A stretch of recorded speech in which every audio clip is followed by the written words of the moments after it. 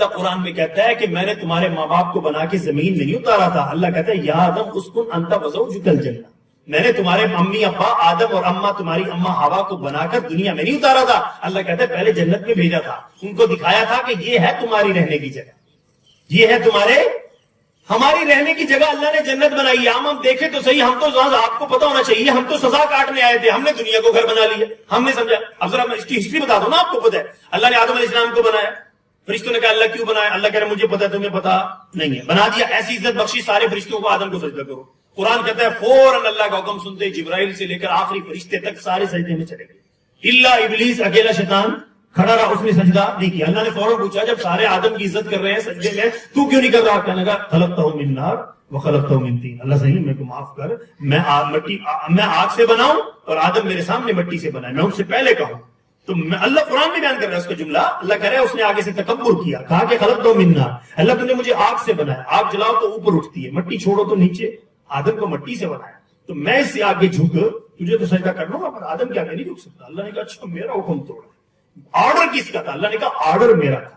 جب میرا آرڈر ہے میں سارے جبرائیل بھی جھک گیا, سب جھک گئے, تو کیوں نہیں جھکتا؟ بس اس نے آگے سے جواب تکبر والا دیا کہ اللہ تجھے تو تیرے آگے تو جھکوں گا, پر آدم کے آگے. اللہ نے کہا میرا تو نے حکم توڑا, میرا آرڈر کو تم نے ریجیکٹ کیا, تو دفع ہو جا, میری بارگاہ سے نکل جا. اس نے کہا اللہ میں نے تیری اتنی عبادت کی, میں نے آسمانوں کی کوئی جگہ نہیں چھوڑی, چپے چپے پہ میں نے سجدہ کیا, اللہ کو میرا. اللہ نے کہا تو نے میرا حکم توڑا, ذلیل ہو جا, نکل جا, تو نے میرے آدم کی عزت. اللہ کہہ رہا دیکھ میں نے تمہاری خاطر کیا کیا, تمہارے ابا کے لیے تمہاری ابا کی عزت کا کتنا خیال کیا کہ سب فرشتوں نے سجدہ کیا ہے جی, وہ سجدے میں. جس نے سجدہ نہیں کیا اس کو میں نے اس کی ساری باتیں اٹھا کے اس کے منہ پہ مار دی, اس کے لاکھوں نہیں کروڑوں سجدے اس کے اللہ نے اس کے منہ پہ مارے. اس نے کہا اللہ تو کسی کا حق نہیں رکھتا, اللہ تو کسی کا حق نہیں رکھتا, تو میری عبادت کا صلہ یہ ملے گا. اللہ نے فرمایا تو مانگ کیا مانگتا ہے, لیکن میری اب رحمت تجھے نہیں ملے گی, میری بارگاہ میں تو ذلیل ہو گیا, جو لینا ہے تو مجھ سے لے لے. اس ظالم نے, یقین کرو علماء نے لکھا اگر وہ جنت کا کونا بھی مان لیتا نا, وہ اللہ اس کا حق رکھنے والا نہیں تھا. اس بدماش نے ہم سے دشمنی مانگی اللہ سے. اس نے کیا کہا؟ اس نے جنت نہیں مانگی اس موقع پر, اللہ نے اس کو کہا تھا جو مانگتا مانگ لے, تو جو تیری باتیں ہیں نا اس کا صلہ مجھ سے لے لے. اس ظالم نے کہا کہ اللہ مجھے آدم اور اولاد آدم کی دشمنی دے. اس نے ہم سے دشمنی مانگی. اس لیے قرآن بیان کر رہا ہے کہ لوگوں اپنا دشمن پہچانو. جو دشمن تھا اس کو سجن بنا لیا, اور جو سجن تھے ان کو ہم نے کیا بنا لیا؟ ایسی محنت ہو رہی ہے, شیطان نے ایسی دماغوں میں بات ڈالی, جو علماء انبیاء کے وارث تو شیطان ہمارے دماغ میں ڈالتے ہیں, ان کو دشمن بنا لیا.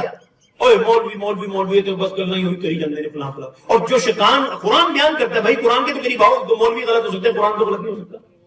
قرآن کیا کہتا ہے؟ ان الشیطان لکم عدو, اللہ کہہ رہا ہے لوگوں آدم کے بچوں تمہارا سب سے بڑا دشمن شیطان ہے. اللہ کہہ رہا ہے فاتخذوا عدوا, تم خود اس سے دشمنی لگاؤ, وگرنہ یہ اس سے دوستی لگا لی تو تمہیں یہ دوزخ کے بیچ میں لے جائے گا کھینچ کے. اور اس کی میں پہلے ہسٹری میں تھوڑی سی پہلے بات بیان کر دوں, وہ ہوا کیا منظر. جب اللہ نے جب اس کو کہا کہ تم مانگ, اس نے آدم کی اولاد آدم کی دشمنی مانگ لی, اور ساتھ کہہ دیا اللہ مجھے قیامت تک زندگی دے دے, پھر موت دے دینا, سب سے آخری آدم کا بچہ مرے گا نا, پھر مجھے موت دینا, مجھے جب تک. اللہ نے کہا جو اس کو اللہ دینے کے لیے بیٹھے تھے, اللہ نے کہا ٹھیک ہے جو مانگتا ہے, تجھے قیامت تک کی زندگی بھی لکھ دی, قیامت تک تجھے موت نہیں دوں گا, قیامت تک اب شیطان نہیں مرے گا, آدم کے ہر بچہ مرتا چلا جائے گا, تو شیطان جیے گا قیامت تک. اگلی بات اس نے کہا اللہ مجھے ایسی پاور دے کہ میں ان کو نظر نہ آؤں, پر ان کے دل میں وسوسہ ڈالوں اور ان کو گمراہ کرو. اللہ نے کہا بس اسے مانگا تھا, اللہ نے اس کو وہ پاور دے دی. اللہ نے کہا ٹھیک ہے تو اپنا زور لگا, ہم اپنے نبی بھیج کے ہم اپنی طرف بلاتے رہیں گے, تو اپنی طرف کھینچتا رہی ہو. اب یہ ٹکر شروع ہوئی ہے ہماری. لیکن یاد رکھنا جب ہمارے امی ابا کو بنایا تو اللہ نے پھر جب سارا منظر فرشتوں کو ان کی عزت دکھا دی, اور ان کے سامنے شیطان کو ذلیل اور رسوا کر کے نکال دیا. جو اس نے مانگا تھا اس کو وہ دے دیا, جو اس نے ہم سے غلاظت دشمنی مانگی نا, بدماشی مانگی, وہ اللہ نے اس کو دے دی. لیکن ہمارے امی ابا کو اللہ نے کیا فرمایا, جس کے ہم سب اولاد بیٹھے ہیں, فرمایا یا آدم اسکن انت وزوجک الجنہ, تم جا کے جنت میں مزے سے رہو, کھاؤ پیو, ساری جنت کی جگہ تمہاری ہے. جنت کو ہم نے تو جنت دیکھی نہیں نا, اس لیے ہمیں اس کو ہوش اور پتہ نہیں ہے. خدا کی قسم جنت تو دیکھو تم, ایک مٹی کی چٹکی میرے نبی نے اٹھا کے صحابہ کو دکھائی, میرے صحابہ میرے رب نے جنت میں اتنی مٹی بھی نہیں ڈالی جتنا میری چٹکی میں. صحابہ نے کہا یا رسول اللہ جنت کی زمین, فرمایا ساری سونے چاندی کی ہے. ابا جناب سیٹلائٹ ٹاؤن پہ راضی ہو گئے, مٹی مٹی پہ ہی راضی ہو گئے, ابا نے سارا زور ادھر ہی لگا دیا ہے. اللہ قرآن میں فرما رہا ہے کہ تم جنت تم نے دیکھی کوئی نہیں. حدیث ہے میرے نبی نے فرما دیا ما لا عین رأت, کسی آنکھ نے دیکھی نہیں, ولا اذن سمعت, کسی کان نے سنی نہیں, ولا خطر علی قلب بشر, کسی کے دل پہ خیال بھی نہیں گزرا. اور اللہ کہہ رہا ہے کہ میں نے دینی کس کو ہے, ان اللہ اشترى, ہم شکر ادا کریں ایمان والوں کا. اللہ کہہ رہا ہے کہ میں نے یہ سودا ہے کس کے ساتھ, اللہ کہہ رہا ہے ان اللہ اشترى من المؤمنین انفسهم واموالهم بان لهم الجنہ, اللہ کہتا ہے یہ جنت کا سودا میں نے مومنوں سے کیا. ایمان والوں کا جان مال اللہ کہتا ہے میری مرضی کے مطابق استعمال ہوگا اور بدلے میں جنت کا ٹکٹ کا وعدہ میرا ہو گیا. اللہ قرآن میں بیان کرتا ہے ان الذین کفروا من اہل الکتاب والمشرکین. ہم برا نہ منانا, ہماری 95% مسلمانوں کی اکثریت کافر کے پیچھے چل رہی ہے. اور اللہ قرآن میں کیا کہہ رہا ہے, ذرا غور سے سن رہے ہو نا میری بات. اللہ قرآن میں کہہ رہا ہے لا يدخلون الجنۃ حتى يلج الجمل في سم الخياط. اندازہ تو لگائیں کس اندھے کنویں میں گرنے کے لیے جا رہے ہیں. اللہ قرآن میں بیان کر رہا ہے تم کن کے پیچھے جا رہے ہو, اور ہماری 95% 95% لوگ انہی کے پیچھے جا رہے ہیں. اللہ کہہ رہا ہے دیکھو نا آپ اس کا زندہ مشاہدہ, دل سڑتا ہے صبح اٹھ کے جب دیکھتے ہیں فجر کی نماز میں مسجدیں خالی ہیں, صفیں بھی پوری نہیں ہے, اور ٹھیک 2 گھنٹے کے بعد 5:30 نماز ہو رہی ہے, 5:45 بجے اب تو ہو رہی ہے بعض مسجدوں میں 6 بجے. تو 6 بجے یہ حالت ہے اور کہ مسجدوں کی طرف کوئی رخ نہیں ہے, اور صبح 7 بجے پھر آپ دیکھتے روڈ بھرے ہوئے, روڈ بھرے ہوئے ہیں, پھر بسیں بھی جا رہی ہیں یونیورسٹیوں کی طرف, کالجوں کی طرف, سکوٹر بھی دوڑ رہے ہیں, اور جناب کاریں بھی دوڑ رہی ہیں. پھر روڈوں پہ جگہ نہیں ملتی. یقین کرو میں رش سے بچنے کے لیے, میں نے کہا تھا 8 بجے پہنچنا ہے, میں اپنی گاڑی کھڑی کر کے میں بائک پہ آیا, میں کہ یار آتے آتے, کیونکہ سارا راستے میں ایجوکیشن ایریا ہے, یعنی ہمارا زور ادھر اتنا لگ رہا ہے. اور جب صبح بلاتا ہے الصلاۃ خیر من النوم, حی علی الصلاۃ, کامیابی, حی علی الفلاح, کامیابی کی صبح رب بشارتیں دلوا رہا ہے کہ لوگوں کامیابی تو ادھر ملے گی. اللہ بتا رہا ہے صبح لوگوں کو گنوا رہا ہے کامیابی تو میرے گھر میں یہاں آنے سے ملے گی, اور ہم اس کی طرف اتنی توجہ. بزرگ نے بڑا ٹکڑا بیان کیا, اس نے کہا کتنے دکھ کی بات ہے, ارمان لگتے ہیں اپنے بچے کو صبح وہ فجر کی اذانوں میں سوئے پڑا باپ نہیں اٹھا رہا, ٹھیک 1 گھنٹے بعد ماں جھجوڑ کے, چھوٹے چھوٹے پلے گروپ کے بچے, اتنے معصوم بچے, ماں ان کو اٹھا رہی ہے, لیکن گھر میں 12 سال کا, 14 سال کا, 16, 18, 26 سال کا نوجوان کو ماں نہیں اٹھا رہی, اور صرف اس کو یعنی کہ ABC کے لیے جس کے لیے آپ 15,000 ایک مہینے کے دیتے ہو, سوچنے کی بات ہے نا, وہ پلے گروپ, پھر پریپ 1, پھر پریپ 2. آپ ایمانداری سے بتائیے کہ اس 3 سالوں میں آپ بدر صاحب قاری صاحب کے بچے حوالے کرو, وہ حافظ قرآن بنا دیتے ہیں اس میں 3 سال میں, اور آپ 3 سال اس کو اسکول بھیجتے ہو, آپ پیٹرول جلا رہے ہو, فیسیں دے رہے ہو, ڈیوٹیاں گرمی میں کھڑے ہو, روڈ سکولوں کے باہر کھڑے ہو, اور صبح سویرے سردی میں جا رہے ہو, لے کے آ رہے ہو, اور اس کے بعد پلے گروپ. ایمانداری سے بتائیے گا جب 3 سال آپ کا بچہ لگاتا ہے تو یہ کیا ہوتا ہے اس کے پاس, ABCD کے علاوہ کچھ بھی نہیں ہوتا. تو میرے عزیز دوستوں, میں یہ بیچ کے اندر یہ بات میں نے تو دکھ کی بات کر دی, اور ہے بھی بڑی دکھ کی بات, اس لیے حضرات سے گزارش کروں گا, خدا کی قسم اوپر جا کے یہ ڈگریاں اللہ نہیں پوچھیں گے اپنے بچے کو LGS میں پڑھایا تھا, اپنے بچے کو بیکن ہاؤس میں پڑھایا تھا, برٹش میں پڑھایا تھا.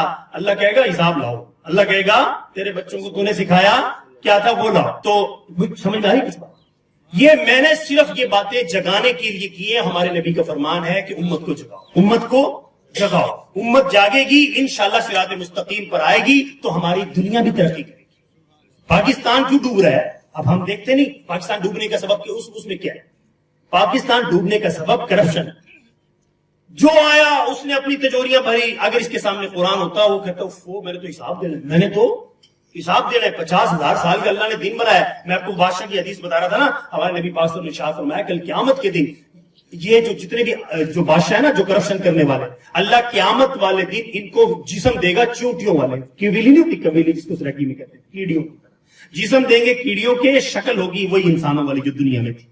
وہ ایسی خوفناک شکل میں اٹھیں گے کیونکہ کل قیامت کے دن اللہ ان کو چونٹیوں کے جسم دے گا, شکل انسانی ہوگی, پتہ ہوگا یہ فلانا بادشاہ جا رہا ہے, ہمارا فلانا وزیر اعظم جا رہا ہے. اور فرمایا کہ اللہ عوام کو کہے گا اب ان کو کچھ لو, تو انہوں نے دنیا میں تمہیں کچلا تھا, انہوں نے تمہارا مال سمیٹا, بینک کو. اب آج کی دیکھ لو, پاکستان قرضوں میں ڈوبتا رہا اور ساری دولت لوٹ کے بینک سوئس بینکوں میں دوسرے بینکوں میں رکھ کے ان حکمرانوں نے عوام کا جینا اتنا دوبر کیا, ان کا خون نچوڑ دیا, ٹیکسوں کی بھرمار. ایک صابن کی ٹکیا پہ آپ اتنا ٹیکس دیکھو آپ کی آنکھیں کھل جائیں. ایک بائک پہ, گاڑی پہ, جاپان سے گاڑی 7 لاکھ کی آتی ہے, یہاں وہ 35 لاکھ کی مل رہی. آپ کتنا ٹیکس دے رہے ہو, اس کے باوجود آپ کی قرضے. تو میرے عزیز دوستو, یہ خدا کی قسم پیچھے وجہ دین نہ ہونا ہے. آپ کے حکمرانوں میں دین نہیں اور عوام میں دین نہیں. عوام میں دین ہوتا, مثال بتاؤں عوام میں دین کیا ہوتا ہے, نبی پاک نے ایسے بادشاہ امت کو دیے, اس لیے میں بتا رہا ہوں کہ آپ اسلام ہی ہے, یاد رکھنا, ان الدین عند اللہ الاسلام. اللہ کہہ رہا ہے اسلام ہی ہے اللہ کے نزدیک قابل قبول دین. ومن یبتغی غیر الاسلام دینا فلن یقبل منہ. اللہ کہتا ہے اسلام کے علاوہ کوئی دین بھی ہوگا اللہ کے یہاں قابل قبول نہیں ہوگا. اسلام ہی وہ دین ہے جو تمہارے بادشاہ کو ٹھیک رکھے گا, اسلام ہی وہ دین ہے جو تمہارے جج کو صحیح رکھے گا, اسلام ہی وہ دین ہے جو تمہارے وکیل اور ڈاکٹر کو صحیح رکھے گا, اسلام ہی وہ دین ہے تمہارے تمام شعبوں کے تمہارے ہر بڑے کو صحیح رکھے گا. اسلام بھی سے نکالو سب فرعون